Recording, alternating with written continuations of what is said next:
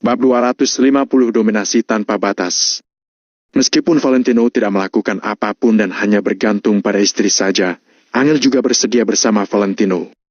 Ini adalah pukulan terbesar untuk Hartanto. Kesenjangan yang menonjol ini membuat amarah Hartanto semakin meledak. Sekarang dia sangat ingin memukul Valentino. Tuan Valentino mengatakan kata-kata ini seakan-akan sangat bangga terhadap hal ini. Kamu sama sekali tidak menyukai Angel. Kamu juga tidak punya hak untuk menyukai dan melindunginya. Kamu bahkan tidak punya hak untuk membahagiakannya. Hartanto tidak bisa menahan amarahnya lagi. Dia langsung menegur Valentino. Valentino menatap Hartanto dengan ekspresi yang acuh tak acuh. Kini aura Valentino sangat menyeramkan. Hartanto sering bertemu dengan orang-orang berkuasa di kota Neo, tapi tidak ada seorang pun yang memiliki aura seperti Valentino. Aura ini seperti bawaan lahir. Aku akan melindungi wanitaku sendiri. Aku sanggup memberikannya kenyamanan. Dan juga, nama Angel bukanlah nama yang bisa kamu sebut. Aku akan menamparmu kalau kamu menyebutnya sekali lagi. Valentino menatap Hartanto dengan tatapan mematikan. Kata-kata yang diucapkannya sangat keras. Hartanto tertegun menatap Valentino. Kini dia kehabisan kata-kata. Tidak ada seorang pun yang bisa memahami perasaan Hartanto. Rasa ditatap oleh Valentino seperti ditatap oleh binatang buas yang membuat orang ketakutan. Orang-orang di sekeliling juga ketakutan karena aura Valentino, apalagi Hartanto yang saling berhadapan dengannya. Angel merasa sangat terharu saat mendengarkan ucapan Valentino ini. Valentino sanggup memberikan kenyamanan kepadanya. Ini kata-kata yang terdengar sangat mendominasi. Semua karyawan wanita di belakang Kiara menunjukkan kekaguman di wajah mereka. Bahkan ada gadis yang terpesona hingga berteriak, "Valentino keren sekali! Dia terlalu keren!" Kini, pesona Valentino beserta kata-katanya yang mendominasi berhasil menaklukkan semua wanita ini.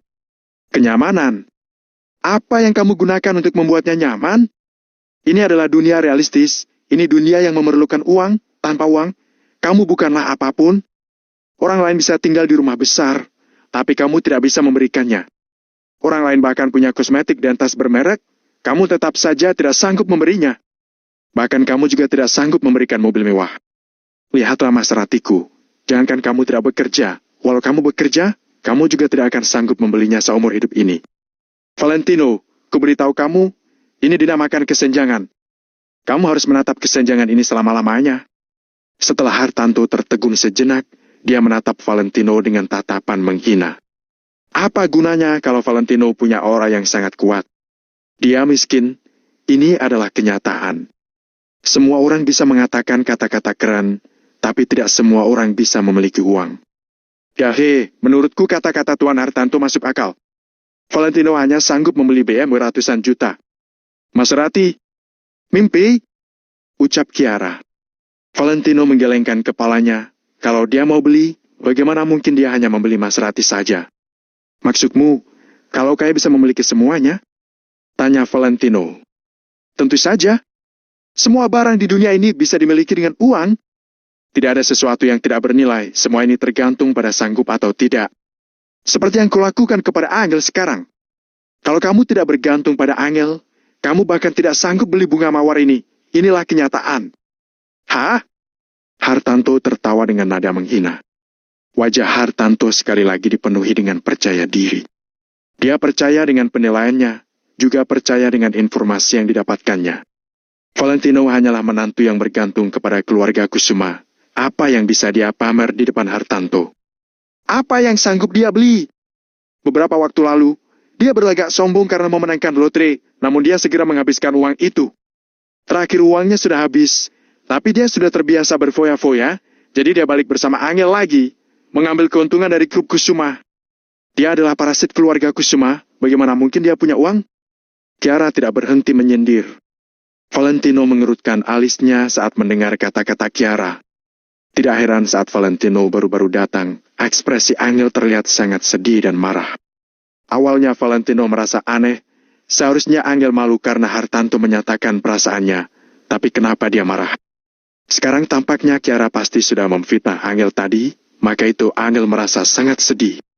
Namun, sekarang Valentino sudah di sini, dia tidak akan membiarkan Kiara lanjut menindas orang. Valentino akan menunjukkan kalau Angel tidak bersalah.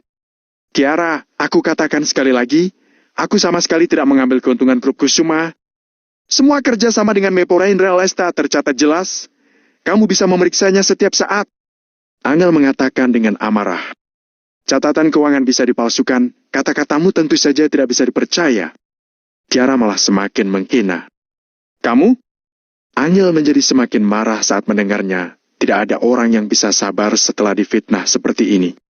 Lagi pula, Angel memang berusaha sepenuhnya untuk grup Kusuma, tapi sekarang dia malah diperlakukan seperti ini. Ada apa dengan aku? Yang kukatakan memang fakta. Kalau tidak, kamu bilang saja dari mana datangnya BMW Valentino itu. Kalau Valentino memang kaya, sekarang suruh dia serahkan 2 miliar, maka aku percaya kalau kamu tidak bersalah. Wajah Kiara penuh dengan penghinaan. Kiara yakin Valentino pasti tidak sanggup mengeluarkan uang sebanyak itu, jadi Angel pasti tidak bisa menjelaskan masalah ini. Ternyata benar, Angel dalam sekejap menjadi sangat malu bahkan tidak bisa berkata-kata. Karena Angel memang tidak tahu dari mana datangnya uang Valentino itu. Uang Valentino seperti jatuh dari langit. Dia tiba-tiba bisa membeli BMW, bahkan bisa menyewa seluruh hotel Four Seasons dan membeli villa perumahan di Jing Oriental seharga 12 miliar. Kalau semua ini ditambahkan, mungkin tidak bisa dilakukan kalau tidak memiliki harta puluhan miliaran. Namun, Valentino sebagai orang yang tidak melakukan apapun selama 3 tahun, bagaimana mungkin dia bisa menjadi orang kaya? Angel merasa sangat sedih saat memikirkan semua ini. Kalau tebakan Jenny benar, maka Valentino memang berhubungan dengan Meporain Real Estate. Kalau Valentino memang melakukannya, maka Kiara tidak termasuk memfitnahnya. Karena mendambakan perusahaan lebih licik dibandingkan mengambil keuntungan dari perusahaan.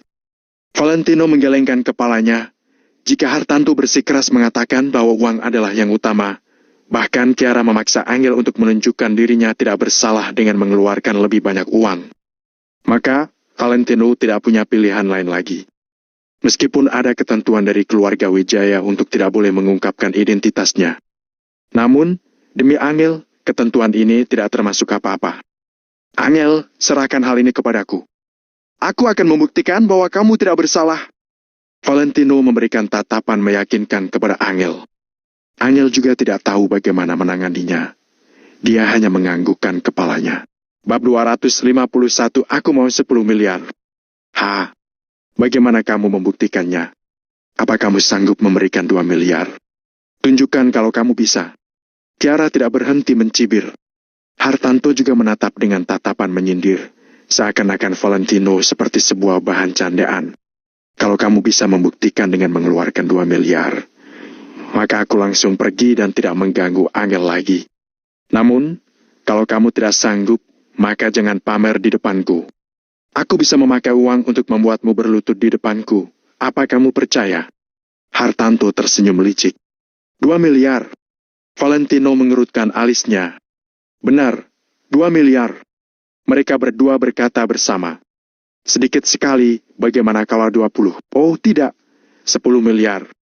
Valentino mengatakan dengan santai sambil mengeluarkan ponsel.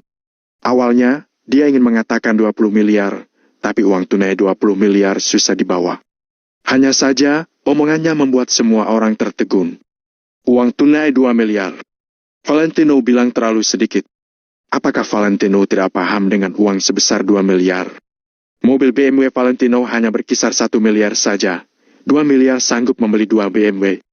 Tatapan semua orang meragukan, tidak paham, terkejut, menertawakan. Namun, Valentino malah tidak memedulikan siapapun. Dia langsung menghubungi Hendrik. Tuan Valentino. Hendrik mengangkat telepon dengan cepat sambil menyapa dengan hormat. Pak Hendrik, aku mau uang tunai 10 miliar. Sekarang antar ke depan gedung grup Kusuma. Kata Valentino dengan santai. Bagi Valentino, 10 miliar bukanlah apa-apa dan bisa diambil dengan sesuka hati olehnya. Setelah dia mengambil alih sebagian besar grup Kingston, setiap hari entah berapa banyak uang yang masuk. Namun, Valentino memerlukan uang tunai, karena hanya uang tunai yang bisa membuat orang terkejut. Valentino berkata sambil melihat Hartanto dengan tatapan penuh arti. Mas Rati 2 miliaran. Bagaimana kalau kuberikan 4 miliar? Mendengar Valentino menelpon, Hartanto langsung tertegun. Apa? Valentino sedang bercanda. 10 miliar. Uang tunai. Hartanto juga sanggup mengambil 10 miliar, karena kartu bank mereka punya limit yang sangat besar. Namun, dengan kemampuan Hartanto, dia juga tidak sanggup mengambil uang tunai 10 miliar. Uang tunai harus diambil dari bank, tapi uang tunai sebanyak 10 miliar setidaknya perlu dipesan selama 1 bulan. Bahkan belum tentu bisa mendapatkannya. Siapa yang bisa menyimpan uang miliaran di rumah? Kalau Valentino benar-benar sanggup, maka dia bukanlah orang biasa. Valentino tidak sedang bercanda, kan? Uang tunai 10 miliar. Ada orang yang berteriak. Awalnya Kiara juga sedikit terkejut, tetapi setelah itu, keterkejutannya berubah menjadi menghina. Kalau dia memang sehebat itu, dia tidak akan menjadi orang tidak berguna selama 3 tahun. Dia hanya pura-pura menelpon saja. Siapa yang tidak bisa? Ucap Kiara. Semua orang menganggukkan kepala. Apa yang dikatakan Kiara memang masuk akal. Kalau Valentino begitu kaya, bagaimana mungkin dia adalah orang biasa? Dia pasti orang yang sangat berkuasa.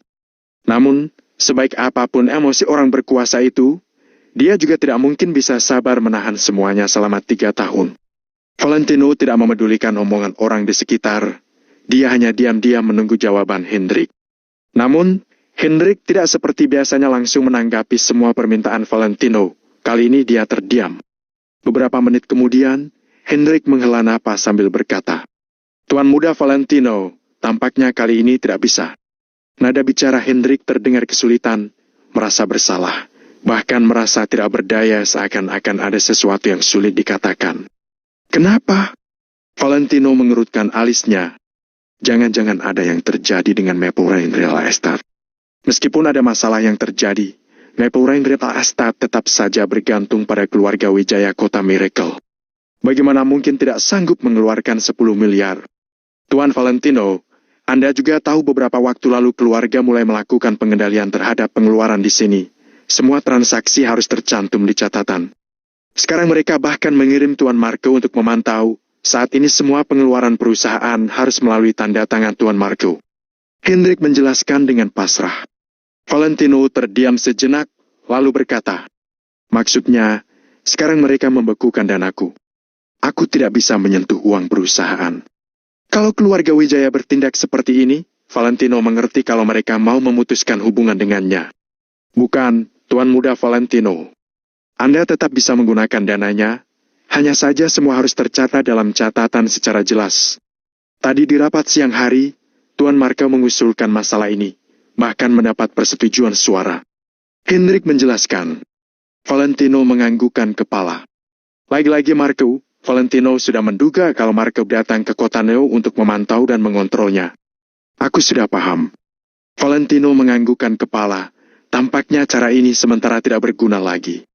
Dia tahu hari ini pasti akan tiba. Keluarga jelas tahu Valentino dendam dengan keluarga. Bagaimana mungkin mereka membiarkan Valentino membangun usaha sendiri? Tampaknya, Marco ini hanya permulaan saja. Kedepannya akan banyak kejadian yang muncul lagi. Yang keluarga Wijaya perlukan bukanlah seorang pemimpin, melainkan generasi kandung yang patuh dengan mereka. Namun, Valentino tidak ingin menjadi boneka yang patuh. Dia mau menjatuhkan keluarga Wijaya menjadi pemimpin paling tinggi. Untungnya Valentino sudah melakukan persiapan sejak awal, jadi dia sedang menjalankan penyebaran bisnis di kota Neo secara diam-diam. Waktu sebulan sudah cukup bagi Valentino untuk mencapai tujuannya.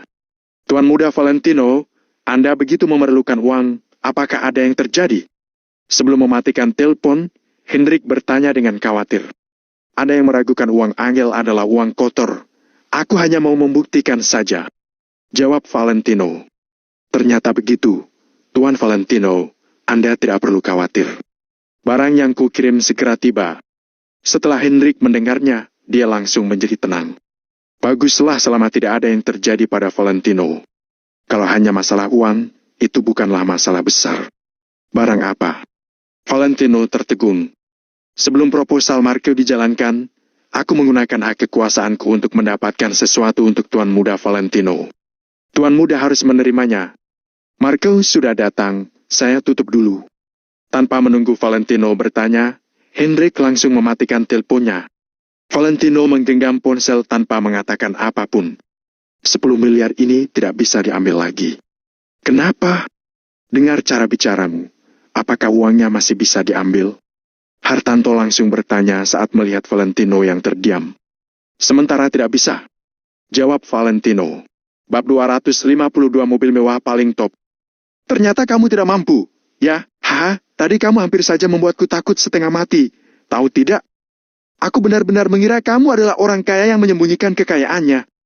Tutur Hartanto setelah tertegun sejenak, diikuti tawa dan ekspresi yang sangat mengejek. Angel, bukankah kamu berkata ingin membuktikannya padaku?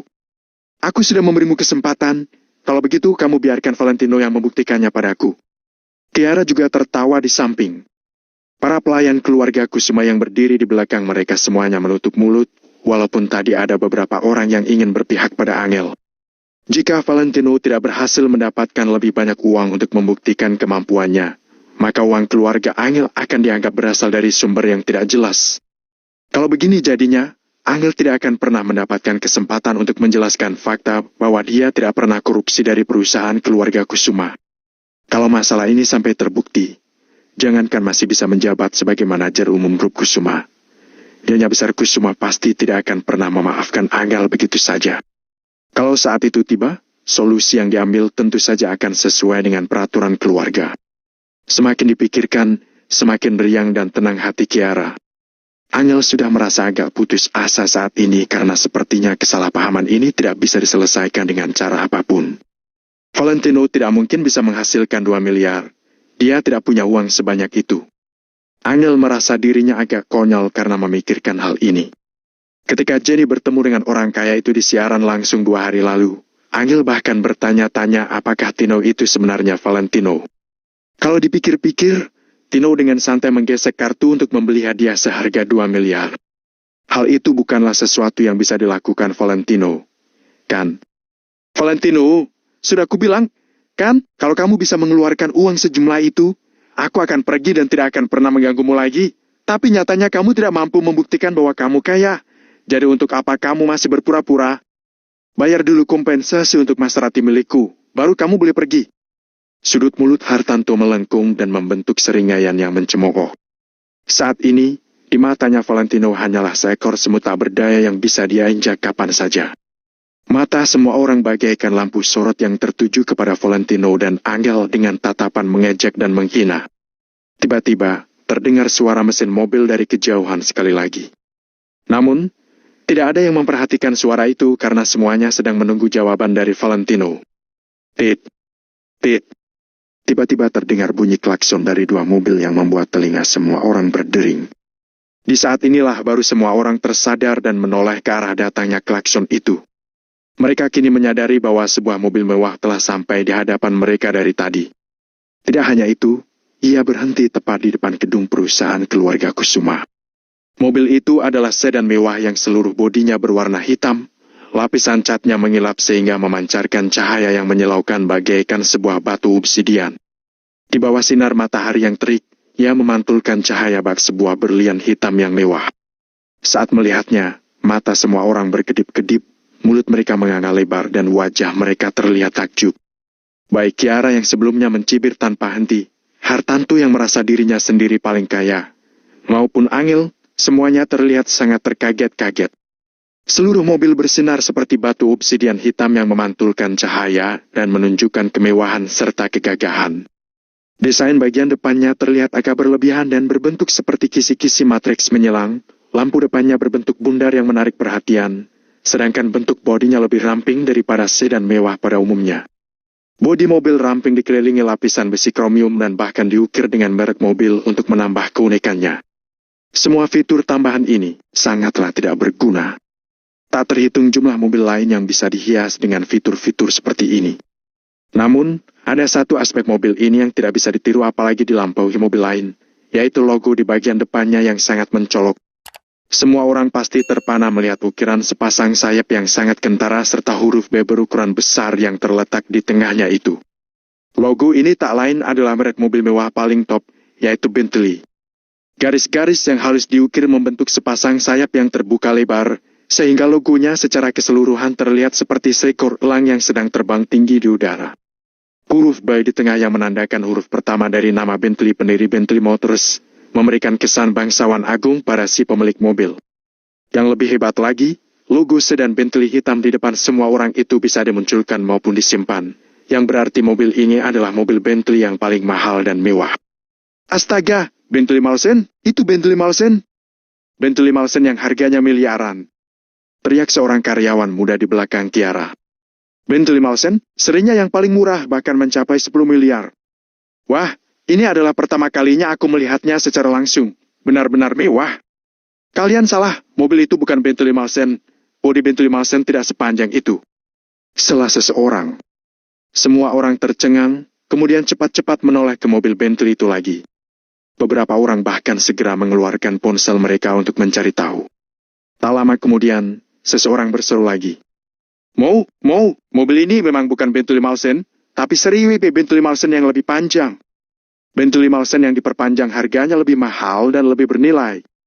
Aku juga melihat informasi itu, mobil ini benar-benar versi Bentley Malsen yang lebih panjang.